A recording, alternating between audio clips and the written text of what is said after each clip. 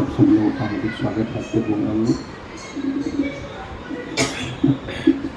तो सबसे पहले हम महेश प्रभु और माता जी का धन्यवाद करेंगे कि उन्होंने ये अवसर दिया कि उनके घर पे हम सत्संग प्रोग्राम कर सकें।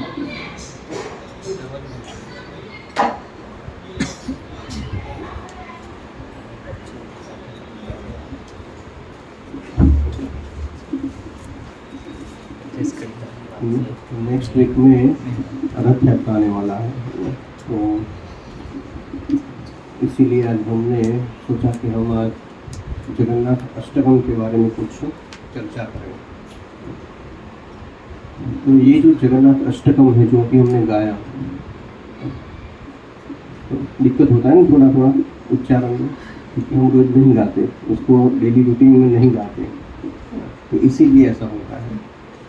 पर चैतन्य महाप्रभु जब भी जगन्नाथपुरी में जगन्नाथ जी के सामने दर्शन करने के लिए जाते हैं, तो उस समय चैतन्य महाप्रभु स्वयं ये जगन्नाथ अष्टकम गाते हैं।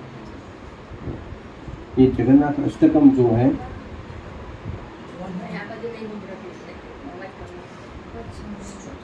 तो आवाज थोड़ा बड़ा कर दीजिए, थर्ड नंबर। तो अब सुनाई देता है, इको आ रहा है।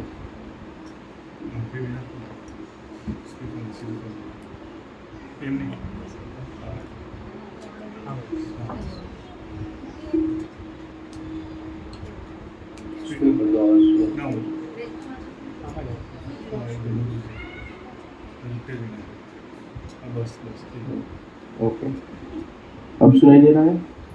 हाँ। तो ये जो जगन्नाथ अष्टकम है, तो शंकराचार्य के द्वारा लिखा हुआ है, और ये जो 8 श्लोक है, इसको चैतन्य महाप्रभु रोज गाते हैं। जब भी जगन्नाथ जी का दर्शन करने के लिए जाते थे, तब वो ये जगन्नाथ अष्टकम गाते थे। चैतन्य महाप्रभु ने अपनी जो लीला की 40 साल, तो उसमें से जो पिछले 18 साल है, वहाँ वो 18 साल जगन्नाथपुरी में उन्होंने बिताए, और उस समय वो हमेशा जगन्नाथ जी के दर्शन का लिए जाते थे, जगन्नाथ अष्टकम गाते थे। तो ये जो जगन्नाथ अष्टकम है, उसमें उसका भाव क्या है, इसको आज हम थोड़ा समझने का प्रयास करेंगे कि ये जगन्नाथ अष्टकम में क्या कहते हैं। तो यहाँ पे बताते हैं, कदाचित कालिंदी तथा विपिन संकीर्त करवो। तो क्या कहते हैं, कदाचित कालिंदी, है ना। कालिंदी मतलब कौन है? यमुना जी। यमुना जी का एक नाम है कालिंदी। और कालिंदी क्यों कहते हैं? क्योंकि वो यमुना जी वो कालिंदी पर्वत से वो निकलते हैं, इसीलिए उसको कालिंदी उनका नाम पड़ा हुआ है। और साथ साथ में ऐसा भी कहा जाता है, क्यों कालिंदी कहते हैं? क्योंकि यमुना का जो रंग है वो कैसा है? काला है, ब्लैक। क्यों? उसमें जो ब्लैक कलर का जो लड़का है, उसमें वो बहुत स्नान करता था, है ना, तो उसका रंग उसको लग गया है, तो इसीलिए भी उसको कालिंदी कहा जाता है। या फिर आचार्य लोग ऐसा भी कहते हैं कि जो कली का प्रभाव कम करने वाली, उसीलिए उसको कालिंदी कहा जाता है। तो यहाँ पे बताया है कि कदाचित कालिंदी बिफोर, जैसे आप ऐसा समझ सकते हैं कि चैतन्य महाप्रभु ये प्रार्थना कर रहे हैं, मतलब बता रहे हैं, जगन्नाथ जी के सामने खड़े होकर ये बोल रहे हैं कि कदाचित कालिंदी, पहले, मतलब पहले के समय में, पहले आप किस प्रकार कहाँ पे आए थे? कालिंदी के तट के ऊपर, और वहाँ पे क्या करते थे? तट विपिन संगीत कर वो, है ना। विपिन मतलब वहाँ पे वन, वो जो कालिंदी का तट है, वहाँ पे कौन सा वन आता है? वृंदावन आता है। तो इसीलिए उस वृंदावन में आप आए थे और वहाँ पे क्या करते हैं, संगीत करो। और वहाँ पे क्या करते हैं, संगीत। संगीत मतलब भगवान कौन सा संगीत करते हैं, बंसी बजाते हैं, है ना, वेणु बजाते हैं भगवान। तो इस तरह से वहाँ पे आप आए थे और वहाँ पे क्या करते थे, वेणु, वहाँ पे आप अपनी मुरली बजाते थे। और रवो, रवो का मतलब, और उससे क्या होता था कि जब वेणु बजाते थे तब क्या होता था, सब लोग आकर्षित होते थे भगवान से। हर एक व्यक्ति क्या, पंछी, पशु, पक्षी, गाय। इसलिए वो वहाँ पे जब वेणु भगवान बजाते हैं तो क्या होता है, सब लोग उससे आकर्षित हो जाते हैं।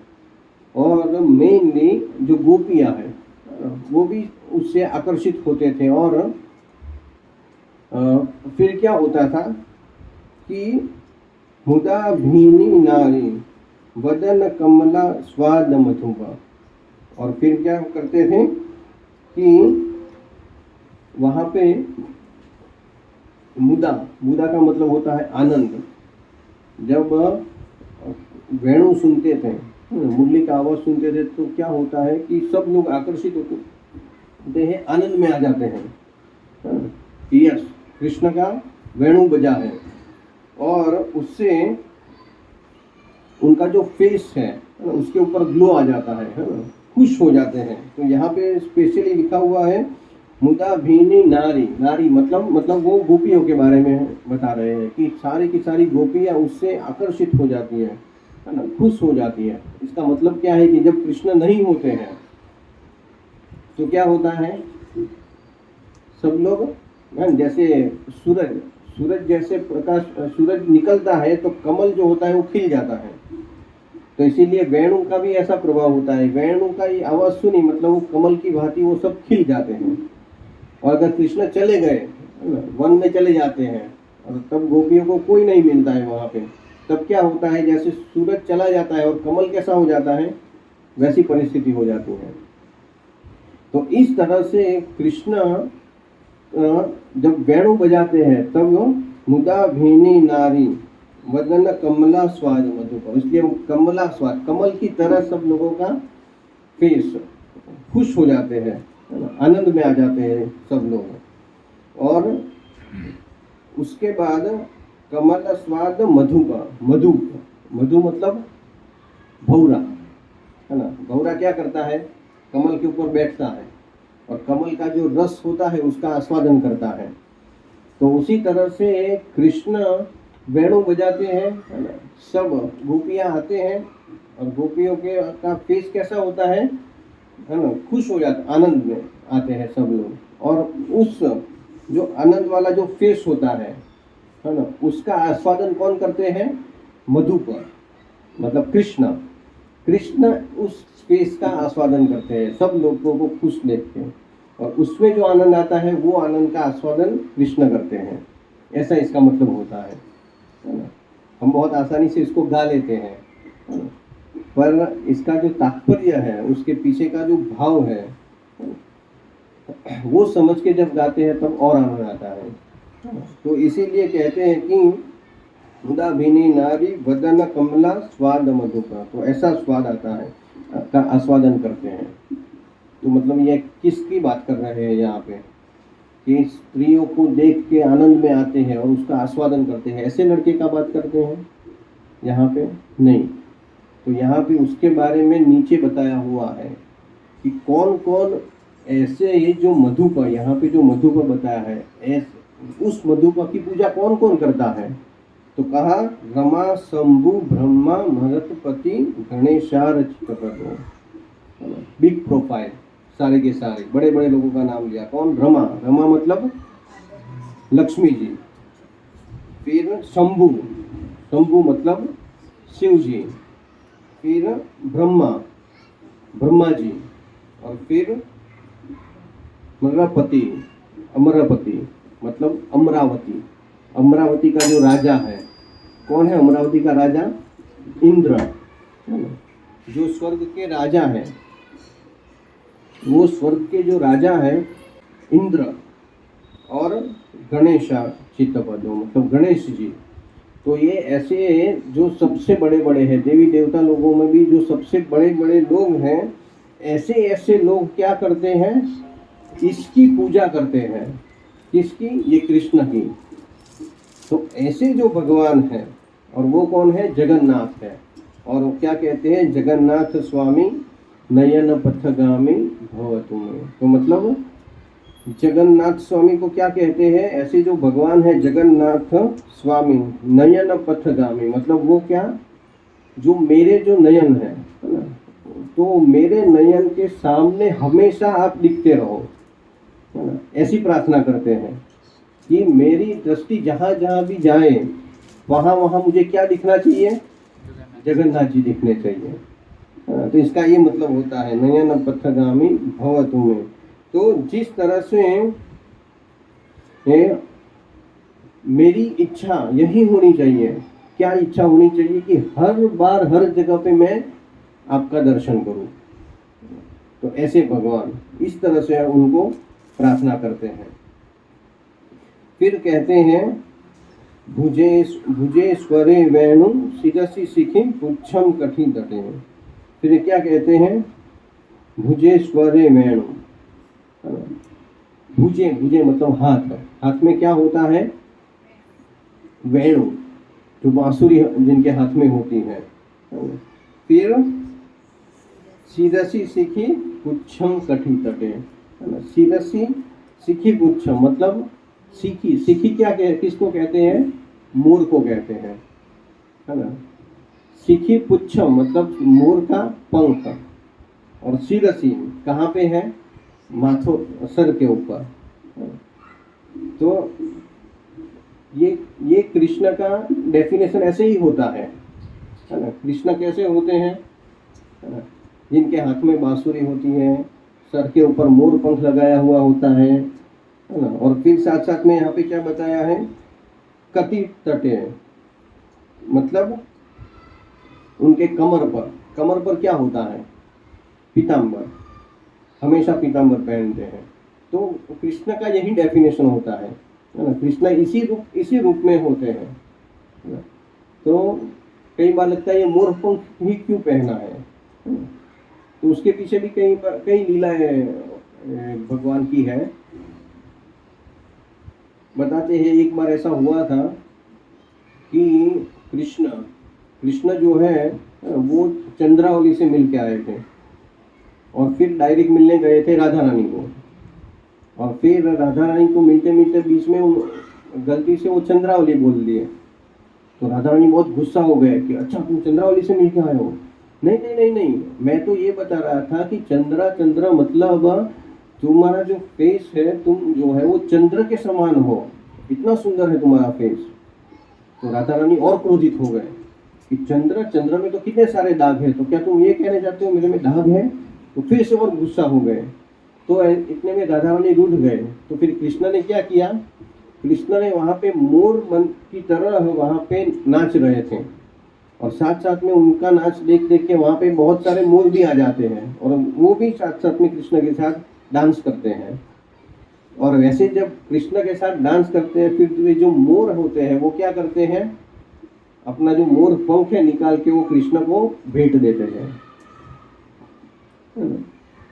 तो कृष्ण को भेंट, ये इन लोगों को भी पता है कि भगवान को कुछ भेंट देना चाहिए, ना ही कि कुछ मांगना चाहिए।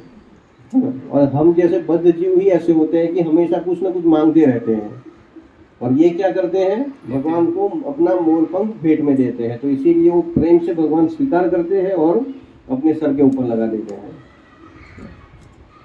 तो इसी तरह से वो मोर पंख पहनते हो और कटी तटे, और अपने कमर पर क्या होता है? पीताम्बर, है ना। कटी तटे दुकुलम नेत्रम, दुकुलम मतलब वो पीताम्बर पहनते हैं। पीताम्बर ही हमेशा होता है, ऊपर और कुछ भी पहन दे, पर कमर पर भगवान पीताम्बर ही पहनते हैं। क्यों ऐसा पहनते हैं? क्यों पीताम्बर कलर ही चूज किया भगवान ने? राधा रानी का कलर है। हाँ, तो राधा रानी का ये कलर कौन सा है? गोल्डन कॉम्प्लेक्स है। पीताम्बर मतलब पूरा पीला कपड़ा नहीं होता है, पर वो जैसे सॉलिड गोल्ड कलर होता है, उस कलर का होता है। तो ये कलर राधा रानी का है, तो इसीलिए भगवान हमेशा पीतांबर ही पहनते हैं। और उसके बाद क्या कहते हैं, दुकूलम नेत्रांते सहचर कटाक्ष विदितते। और फिर क्या कहते हैं कि नेत्रांते, और भगवान का की जो नेत्र है, अगर भगवान के नेत्र है उसमें आप अगर देखेंगे तो आपको क्या दिखेगा, सहचर कटाक्ष, मतलब सहचर, उनके जो सहचर है, कौन है उनका सहचर, उनके जो मित्र है, ग्वाल बाल है, गाय है, वो सब है, उनके साथ ही भगवान हमेशा होते हैं। तो इसीलिए भगवान की आंखों में अगर देखेंगे तो आंख में जो जो रिफ्लेक्शन दिखता है वो किसका दिखता है, भगवान के जो मित्र है, जो गैया है उन लोगों का दिखता है। और भगवान के जो भक्त है उनके आंखों में भगवान का रिफ्लेक्शन दिखता है। तो इस प्रकार से कहते हैं कि सहचर कटाक्ष विदतरे, तो इस तरह से भगवान के नेत्रों में हमेशा इनके भक्तों का दर्शन होता है। और सदा श्रीमद वृंदावन वसती लीला करो, और हमेशा भगवान वृंदावन में ही रहते हैं, वृंदावन में से बाहर कभी नहीं जाते। लोगों लीला करने के लिए हमें ऐसे देखने में आता है कि भगवान वृंदावन को छोड़ के मथुरा चले गए, फिर मथुरा से द्वारका चले गए, पर ओरिजिनली भगवान वृंदावन को कभी नहीं त्यागते। जब वृंदावन से बाहर जाना होता है तो भगवान का एक्सपांशन जाता है, भगवान अपनी लीला करने के लिए अपना एक्सपांशन करते हैं और फिर जाते हैं। एक बार मैंने लेक्चर में सुना था कि ऐसा कब हुआ था कि भगवान जब अक्रूर जी जब भगवान को लेके गए, फिर क्या हुआ, यमुना में गए, यमुना में स्नान किया अक्रूर जी ने, फिर वहाँ पे भगवान ने अपना दर्शन दिया था उनको, और दर्शन दिया, फिर निकले और फिर वहाँ से मथुरा चले गए। तो उस समय पे जब वहाँ से कृष्ण बलराम ने भी जब स्नान किया, तब क्या हुआ था कि कृष्ण बलराम का जो एक्सपांशन है वो वहाँ पे भगवान ने प्रकट किया, और फिर वो चले गए मथुरा, और वहाँ से कृष्ण बलराम वापिस आ गए वृंदावन। तो इस तरह से भगवान कभी भी वृंदावन को त्यागते नहीं हैं। तो क्या कहते हैं, सदा श्रीमद वृंदावन वसती लीला परिचय, और इस तरह से भगवान हमेशा वहाँ पे लीला करते रहते हैं। तो ऐसे जगन्नाथ को नयन पथगामी भवति में। तो ये जब बता रहे थे तो यहाँ पे पूरी तरह से वृंदावन में चले गए 2 श्लोक। अब फिर से आ जाते हैं नीलाचल में, है ना। तो फिर क्या कहते हैं कि महाभोजे स्थिरे कनक रुचिरे नीलसी करे। तो पर फिर ये सारी जो लीला भगवान करते हैं वो तो वृंदावन में करते हैं। आवाज आ रही है। तो भगवान ये सारी लीला वृंदावन में करते हैं, पर अभी कहाँ पे है भगवान, अभी कहाँ पे है, महाभोजे स्थिरे, मतलब बहुत बड़ा एक महासागर है, और उस महासागर में भगवान क्या कर रहे हैं, और वहाँ पे कनक रुचिरे नीलसी करे, वहाँ पे एक बहुत बड़ा एक पर्वत है, वो कैसा लग रहा है, गोल्डन पर्वत होता है उस तरह से वो लग रहा है। ऐसा जो पर्वत है वहाँ पे अभी विराजमान है। तो इस रूप में यहाँ पे आप आए हैं, और क्या करते हैं, वसन प्रासादांत सहज बलभद्रेण बलिना। तो इस तरह से वहाँ पे प्रकट हुए हैं, आए हैं, और बहुत बड़ा एक आसन है उसके ऊपर बैठे हुए हैं, किसके साथ, बलभद्रेण बलिना, और अपना जो भाई है बहुत शक्तिशाली अपना भाई, उसके साथ बैठे हैं। और सिर्फ वो दोनों ही नहीं, कौन है साथ में, सुभद्रा मध्यस्थेन, और इसीलिए जो सुभद्रा महारानी है अपनी बहन है वो वहाँ पे बीच में बैठे हुए हैं, और क्या कर रहे हैं, सकल सुर से वावसरल। तो इस रूप में भगवान वहाँ पे बैठे हैं, और हर एक जीव को, है ना, क्या प्रदान करते हैं, सेवा का अवसर प्रदान करते हैं हर एक जीव को लिए। तो यहाँ पे जो बताया हुआ है कि सकल सुर, तो इसका मतलब क्या होता है, जो ऐसे ऐसी आत्माएं होती हैं जो शुद्ध होते हैं, मतलब जो, मतलब यहाँ पे आप समझ सकते हैं जो भगवान के भक्त हैं या फिर देवी देवता लोग हैं, ऐसे लोग जो भगवान की सेवा करने का प्रयास करना चाहते हैं, ऐसे ऐसे लोगों को भगवान अवसर देते हैं सेवा करने के लिए। भगवान जब वृंदावन में थे तब भगवान बहुत ही बिजी रहते थे कि कोई भगवान की आगे स्तुति करता है या भगवान को कुछ बोलता है, भगवान के पास टाइम ज़्यादा नहीं होता है। जैसे ब्रह्मा जी आए स्तुति करने के लिए, आपने देखा कि ब्रह्मा जी को क्या कहा कृष्ण ने? कुछ नहीं कहा, ब्रह्मा जी स्तुति कर रहे हैं। अब कृष्ण यही सोच रहे एक कब ये आए अपना लेक्चर बंद करें और मैं जाऊं खेलने के लिए, क्योंकि टाइम ही नहीं है ना, कितना सारा काम है, गायों को लेके जाना है ना, गो सारे अपने मित्रों के साथ खेलना है। तो इस तरह से भगवान हमेशा बिजी रहते हैं। पर यहाँ पे क्या है कि यहाँ पे हर एक भक्त के लिए अपॉर्चुनिटी है कि आप जितनी सेवा करना चाहो वो कर सको। ये सेवा का अवसर प्रदान कर रहे हैं भगवान, जितना आप करना चाहो, जितना रेसिप्रोकेट करना चाहो उतना कर सकते हैं। तो इसलिए यहाँ पे जो जगन्नाथ जी हैं, वैसे अलग अलग है ना, जैसे 4 अलग अलग धाम है, यहाँ पे जगन्नाथ जी क्या करते हैं? खाते हैं, है ना, प्रसाद सबसे अधिक, है ना। फिर जो बद्रीनाथ, वहाँ पे क्या करते हैं? वहाँ पे स्नान करते हैं। फिर द्वारका में क्या होता है? श्रृंगार, उनका जो श्रृंगार करना होता है, ऐश्वर्य भाव होता है ना। और फिर जो रामेश्वरम, वहाँ पे शयन करते हैं। तो इस तरह से हर जगह पे अलग अलग भगवान लीला करने के लिए अलग अलग धाम होते हैं। पर यहाँ पे जो जगन्नाथ पुरी है, वहाँ पे भगवान की हर माधुर्य लीला, औदार्य लीला और ऐश्वर्य लीला, वो सारी की सारी वहाँ पे प्रकट होती है। कैसे? जगन्नाथ जी जो है, वो जगन्नाथ फॉर्म कहाँ से आया है? द्वारका से। जब भगवान द्वारिका में जो लीला सुन रहे थे, तो उस समय पे भगवान का ये स्वरूप प्रकट हुआ था जगन्नाथ जी का। फिर नारद मुनि की कृपा से हमें ये पूरे संसार को फिर इसका दर्शन प्राप्त हुआ। तो भगवान का ये ऐश्वर्यमय भाव है, स्वरूप है। पर भगवान का जो चिंतन है, उस समय पे क्या था चिंतन? वृंदावन का चिंतन कर रहे थे। आप समझ रहे हैं ना, भगवान जब द्वारका में लीला हुई थी, उस समय पे ये जो भगवान का स्वरूप हुआ, उस समय पे भगवान का जो चिंतन है, मन जो है, वो वृंदावन का था, है ना। इसीलिए वो क्या होता है? माधुर्य भाव भी है। और भगवान यहाँ पे क्या करते हैं? सबके ऊपर असीम कृपा करते हैं, बहुत दयालु है, इसीलिए औदार्य भाव भी है यहाँ पे। तो इस तरह से भगवान सेवा का अवसर प्रदान करते हैं। जगन्नाथ स्वामी नयन प्रसगामी भवतु। फिर कहते हैं कृपा पारावार सल जल जलद श्रेणी रुचिरो। अब भगवान कैसे हैं? कृपा पारावार। ये जगन्नाथ जी है, वो कृपा का बहुत बड़ा सागर है, बहुत कृपा करते हैं भगवान हर एक जीव के ऊपर।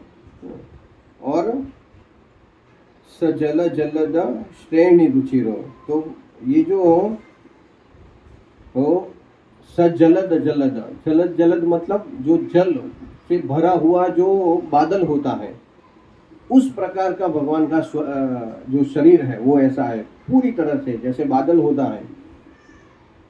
एक बादल होते हैं, है ना, जो ब्लू, है ना, लाइट ब्लू कलर का दिखते हैं, पर जब उसमें पूरी तरह से पानी भरा हुआ होता है तब वो कैसे दिखते हैं? पूरे ब्लैक हो जाते हैं। तो ऐसा जो ब्लैक कलर जो है ना, वो कलर भगवान का कलर है। तो ऐसा जो कलर है, ऐसा भगवान का जो शरीर है, श्रेणी रुचिर, और ऐसे रूप में आप बैठे हुए हो और उसमें आप बहुत ही सुंदर दिखते हो। और फिर क्या करते हैं? रमा वाणी राम। रमा मतलब लक्ष्मी जी। लक्ष्मी जी वहाँ पे उपस्थित है भगवान के साथ। इसीलिए जो लक्ष्मी जी है, सरस्वती जी है, जो कुछ भी वो बोलते हैं, है ना, वाणी राम, और वो डांट भी देते हैं जगन्नाथ जी को। आप कई बार लीला सुनेंगे, जगन्नाथ जी को डांट देते हैं लक्ष्मी जी। यही होता है ना, ये रथ यात्रा के समय पे ही है ना, जगन्नाथ और बलदेव और सुभद्रा तीनों निकल जाते हैं, है ना, कि हम अभी आते हैं, जरा घूम के आते हैं, और चले जाते हैं, और फिर 9 दिन तक आते ही नहीं है। और वो हीरा पंचमी का दिन होता है, जब रथ यात्रा के बाद जब हीरा पंचमी आता है, उस दिन जगन्नाथपुरी में एक बहुत बड़ा फेस्टिवल होता है। लक्ष्मी जी खुद जाते हैं गुंडीचा, और साथ साथ में क्या करते हैं, जगन्नाथ जी को डांटने के लिए जाते हैं कि कहाँ पे चले गए हो। तो इस तरह से कैसे भी वहाँ पे जो डांटते हैं और ऐसे शब्दों को सुनते हैं और उनको भी फॉलो करते हैं, ऐसे भगवान है। सूरदमल पंखे हर मुखा, और ऐसी बात सुन के भी उनका जो फेस है कैसा हो जाता है, आनंद से खिल जाता है। वो कभी बुरा नहीं लगाते कि वो उन्होंने डांट दिया तो जैसे घर में झगड़ा हो जाता है ना, या कलयुग में तो झगड़े हो जाते हैं, है ना, या घर छोड़ के चले भी जाते हैं, वहाँ पे ऐसा नहीं होता है, उसमें भी प्रेम होता है। तो इस प्रकार से भगवान वहाँ पे लीला करते हैं, और उनका जो मुख होता है वो बहुत ही आनंददायी होता है। और फिर क्या कहते हैं, सुरेंद्र राज्य श्रुतिगण शिखा गीत चरितो। तो सुरेंद्र मतलब देवता लोग, जो भी हमने देखा बहुत बड़े बड़े जो देवता लोग हैं, ऐसे देवता लोग, और साथ साथ में कौन, श्रुतिगण मतलब, श्रुति मतलब वेद, और वेद वो सब लोग मिलके क्या करते हैं, शिखा जो सबसे टॉप के ऊपर बैठाए हुए हैं, जिसकी स्तुति करते हैं, जिनका गीत गाते हैं, गीत चरितो। तो देवी देवता लोग हैं या फिर वेद है, वो सब लोग उसकी स्तुति करते हैं जो सबसे टॉप मोस्ट है, सबसे ऊपर है ना। वो कौन है, जगन्नाथ जी है। नयन पथगामी भवतु में। फिर कहते हैं, रथारूढ़ो गच्छन् पथिमिलित भूदेव पटने। अब रथारूढ़ो, अब क्या आया, रथ यात्रा आई। अब क्या होता है, रथ यात्रा आता है तब रथ के ऊपर विराजमान होते हैं सब के सब। तो रथ के ऊपर क्या करते हैं, रथारूढ़ो, रथ के ऊपर रूढ़ो मतलब उसके ऊपर बैठते हैं। गच्छन पथि, गच्छन मतलब जाते हैं, रथ के ऊपर बैठ जाते हैं, और फिर वो क्या करते हैं, धीरे धीरे आगे जाते हैं। और फिर क्या करते हैं, मिलित भूदेव पटले, मिलित सब लोगों से क्या करते हैं, मिलते हैं। ऐसे ऐसे लोगों से मिलते हैं जो मंदिर के अंदर नहीं जा सकते, और सब लोगों से मिलते हैं। भूदेव पटले, यहाँ पे बताया है भूदेव पटले, मतलब भूदेव मतलब ब्राह्मणों के लिए वो शब्द यूज किया हुआ है, या फिर वैष्णव भी समझ सकते हैं कि ऐसे जो लोग होते हैं जो भगवान की स्तुति करते हैं। तो उस समय पे भगवान रथ के ऊपर बैठते हैं, सब लोगों से मिलते हैं, और सब लोगों से सुनते भी हैं कि जो जो भगवान की स्तुति करते हैं। तो इसीलिए क्या होता है, स्तुतिर पादुम भाव प्रतिपाकर्ण सदया। तो इसीलिए क्या होते हैं, जितने लोग वहां पे आते हैं सब लोग उनकी स्तुति करते हैं भगवान की। तो भगवान हर एक को सुनते हैं। अगर ऐसा लगता है कि किसी के यहाँ की स्तुति सुनाई नहीं दे रही है, बहुत दूर है, तो भगवान उसके लिए वेट भी करते हैं। देखा है ना, रथ रुक जाता है। क्यों रुक जाता है, अब इसमें कोई टेक्निकल कोई प्रॉब्लम नहीं है, पर क्या है, भगवान की इच्छा है। भगवान रुक जाते हैं और सुनते हैं हर एक की स्तुति, कि क्या कोई क्या बोल रहा है ना। जब खत्म होता है स्तुति, हाँ फिर चलो अब आगे बढ़ते हैं। तो इस तरह से भगवान हर एक की स्तुति वहाँ पे सुनते हैं। इसी लास्ट टाइम हमने देखा था ना, जो लाल भेद वाला कथा भी सुना था। ऐसी कई सारी कथाएं हैं जिसमें देखते हैं कि भक्त अगर इच्छा है भक्त की, तो जगन्नाथ जी रुक जाते हैं। और फिर साल भेद आया, साल भेद ने भगवान का स्तुति किया, और फिर जब हुआ कि हाँ स्तुति हो गई, और फिर जब रथ खींचा तब रथ आगे बढ़ा। तो इस तरह से जैसे भक्ति सिद्धांत सरस्वती महाराज तो उस समय पे भी अभी अगर आप जगन्नाथपुरी जाएंगे तो चैतन्य मठ है वहाँ पे, तो वो भक्ति विनोद ठाकुर का घर वहाँ पे होता था और चैतन्य महाप्रभु का जन्म स्थान वही, भक्ति सिद्धांत सरस्वती महाराज का जन्म स्थान वही है। तो वहाँ पे जब उनका जन्म हुआ तो उस समय पे वहाँ पे बाद में रथ यात्रा निकला, तो एग्जैक्टली उनके घर के सामने आके रथ रुक गया, रथ अब आगे ही नहीं बढ़ रहा था। और कब रथ आगे बढ़ा, भक्ति सिद्धांत सरस्वती महाराज को लेके गए रथ के ऊपर उनके आशीर्वाद दिलाने के लिए, फिर जगन्नाथ जी के चरणों में रखा तो तुरंत जगन्नाथ जी की गले की माला उनके गले में पड़ी और फिर वो जब उनको लिया तब फिर रथ आगे बढ़ा। तो जगन्नाथ जी वेट कर रहे थे ये भक्ति सिद्धांत सरस्वती महाराज को लेके आए वहाँ पे। तो इस तरह से ये भगवान सब लोगों की स्तुति को स्वीकार करते हैं। फिर क्या कहते हैं, दया सिंधु बंधु सकल जगताम सिंधु सुतया। और फिर कौन है, बहुत दया सिंधु बंधु, ऐसे बहुत दयालु है जगन्नाथ जी और सब लोगों के ऊपर दया करते हैं। सकल जगताम सिंधु सुतया, और वो किसके साथ होते हैं, सिंधु सुतया मतलब सिंधु मतलब सागर, सागर में से कौन प्रकट हुआ है, लक्ष्मी जी है ना। तो इसीलिए वो लक्ष्मी जी के साथ है, इसीलिए यहाँ पे सिंधु सुतया बताया हुआ है। जगन्नाथ स्वामी नयन पथगामी भवतु। फिर 6 नंबर का जो श्लोक है जिसमें बताते हैं, पर ब्रह्मा पीड कुवल यदलो स्थूल नयनो। पर ब्रह्मा पीड, जो कौन है, भगवान कौन है, पर ब्रह्म है, सर्वश्रेष्ठ है। और कुवल दल जो स्थूल नयनो, तो वो उनके जो नयन है, आंखें है, वो कैसी है, कमल जैसी है नयन। तो अब देखें बहुत बड़ी आंखें हैं है ना, और ऐसी छोटी छोटी आंखें नहीं है। और ये जो आंखों के ऊपर है ना जो होता है वो भी भगवान ने नहीं रखा, क्यों, क्योंकि कंटिन्यूअसली वो देख सके अपने सारे के सारे भक्तों को और सबके ऊपर दृष्टि कर सके। तो इसीलिए भगवान की जो आंखें हैं वो ऐसी एकदम बहुत बड़ी बड़ी है। और क्या करते हैं, नीलांद्री निवासी नीलांद्र, और कहाँ पे निवास करते हैं, नीलाचल में निवास करते हैं, ऐसे भगवान हैं। निहित चरणों अनंत शिरसी, और उनका जो चरण है वो कहाँ पे है, अनंत, अनंत शेष है उसके ऊपर वो चरण रखते हैं, शिरसी और अनंत शिरसी, और अनंत शेष के सिर के ऊपर उन्होंने चरण रखा हुआ है, ऐसे भगवान हैं। और उनको कब आनंद आता है, रसानंदी राधा, और उनका जो रस, उनका जो प्रेम का जो आनंद है वो कब उनको आता है, रसानंदी राधा सरस वपुरा लिंग। तो इसीलिए जो राधा रानी है उनको जब आलिंगन करते हैं तो उनको सुख प्राप्त होता है, ऐसे जगन्नाथ भगवान हैं। तो यहाँ पे ये सारी भगवान की स्तुति हो गई। तो भगवान को लग सकता है कि कोई अगर बहुत स्तुति कर रहा है तो इसका मतलब क्या है, कि अब कुछ चाहिए उसको, है ना। पर यहाँ पे बताया हुआ है कि मुझे कुछ नहीं चाहिए। चैतन्य महाप्रभु कहते हैं, न धनम न जन्म न सुंदरी। तो वही चीज यहाँ पे बताई हुई है, नवे याचे राज्यम, राज्य नहीं चाहिए, राज्य नहीं चाहिए।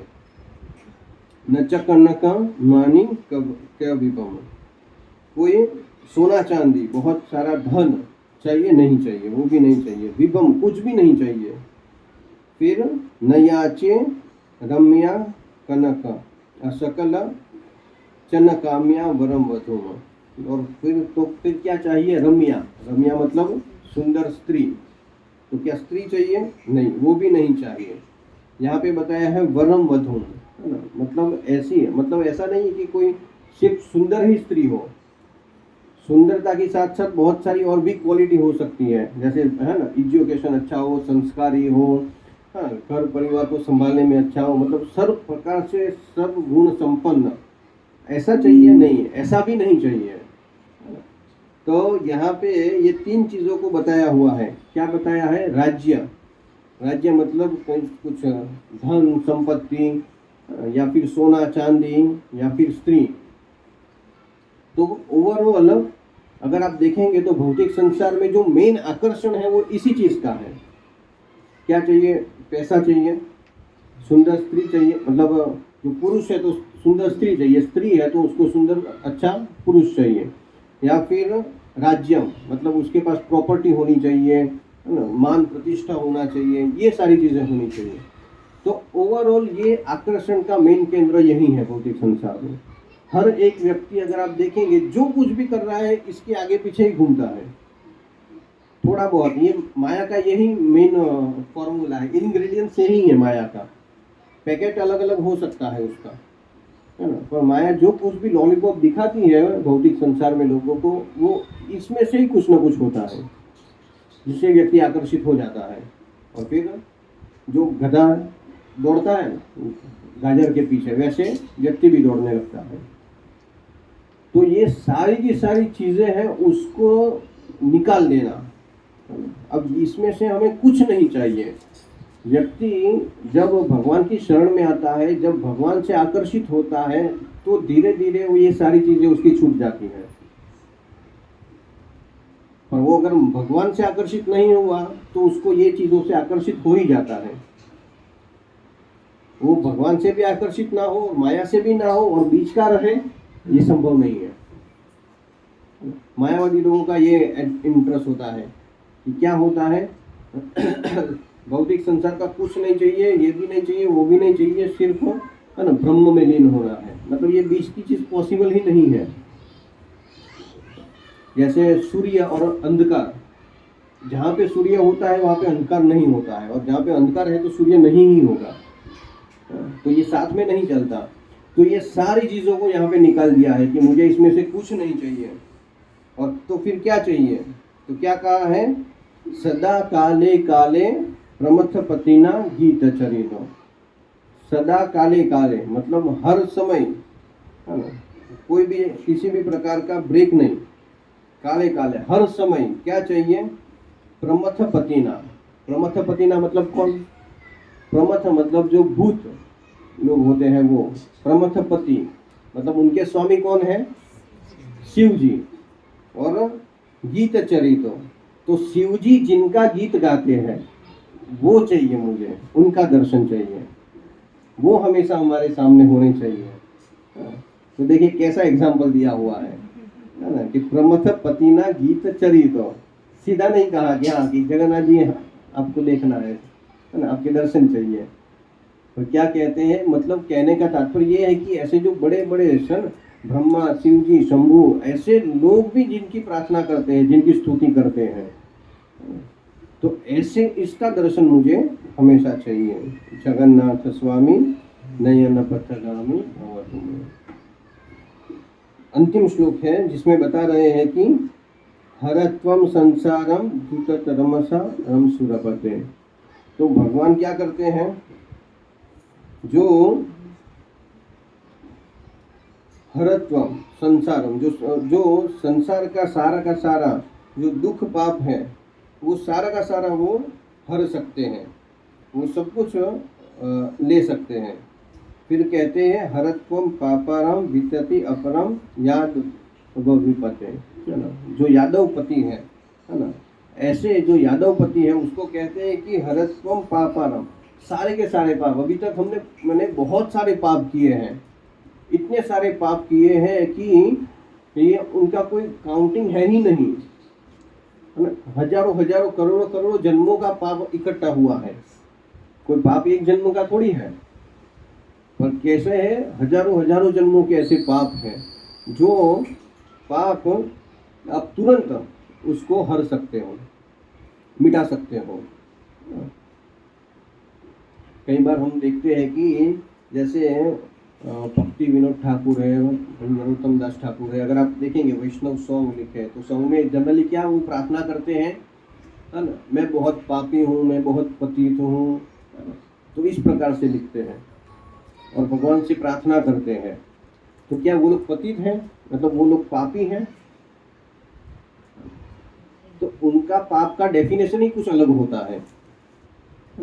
जैसे कि हम क्या सोचते हैं कि हमें पाप नहीं करना है, तो मतलब क्या हम 4 नियमों का पालन करेंगे, मांसाहार नहीं करेंगे, है ना, जो जुआ नहीं खेलेंगे, व्यभिचार नहीं, नशा नहीं, वो तो हम जो, हाँ, हम पाप से मुक्त हैं।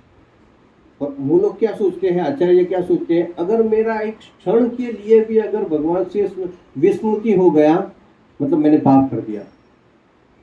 मतलब उनका डेफिनेशन ये है कि एक क्षण के लिए भी भगवान से विमुख नहीं होना चाहिए। तो ऐसे हमारे कई कई जन्मों के ऐसे पाप है, वो सारे के सारे पाप भगवान ले सकते हैं, उसको मिटा सकते हैं। अहो दीने नाथे निहित चरणों निश्चितम इदम। ये निश्चित है, फिक्स है कि अगर कोई भगवान की शरण में जाता है तो भगवान उसके जितने भी ये सारे पाप है वो हर लेते हैं। दीने नाथे, भगवान को दीनानाथ कहा जाता है। तो इस तरह से भगवान को प्रार्थना करते हैं कि भगवान की जो शरण में अगर जाते हैं, कोई विनम्र भाव से या कोई अनाथ भाव से कोई भगवान की शरण में जाता है, तो निश्चित तौर पे निश्चितम इदम, निश्चित है कि भगवान उनको के ऊपर कृपा करते हैं। तो जगन्नाथ स्वामी नयन पथगामी भवतु में, लास्ट में अंत में उसका श्रुति फल बताया हुआ है कि अगर कोई ये जगन्नाथ अष्टकम है ना रोज नियमित रूप से अगर पढ़ता है, जो भाव से पढ़ता है, तो क्या होते हैं, सर्व पाप विशुद्धात्मा, उसके सारे के सारे पाप जो होते हैं वो नष्ट हो जाते हैं और विष्णु लोकम सगच्छति, तो उसको विष्णु लोक की प्राप्ति भी होती है। तो इस प्रकार से ये भाव है जगन्नाथ अष्टकम का। तो अब नेक्स्ट टाइम हम जब भी इसको गाएं तो हम ये भाव को के साथ उसको गाना चाहिए कि इसको हम अच्छी तरह से समझ सकें।